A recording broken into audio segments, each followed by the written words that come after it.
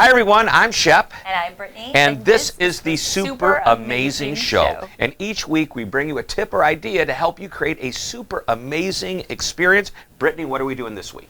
You know, because it's a new year, we want to talk about the things that should not come into this year with you. Things that maybe you thought were good for the customer experience last year, but they got to stay in the past. Yeah, leave them behind. So why don't you take tip number one?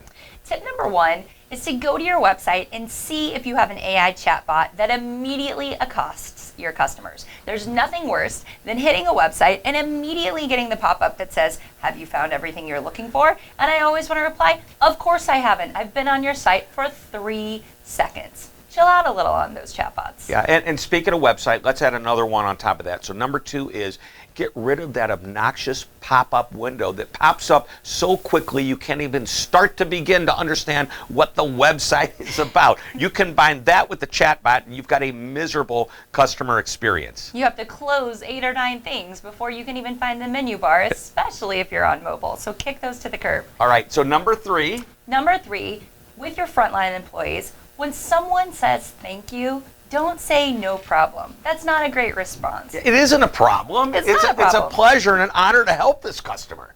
Take a cue from Chick-fil-A, go with our pleasure. Our pleasure, or just how about you're welcome. Very good. So those are 3 things to think about. Think about the language that you use and the ideas of what we'd call friction happening as people get on your website or even make a phone call to you. So get rid of those things. Leave them last year. We're going to come back next week with another amazing tip. We will see you there.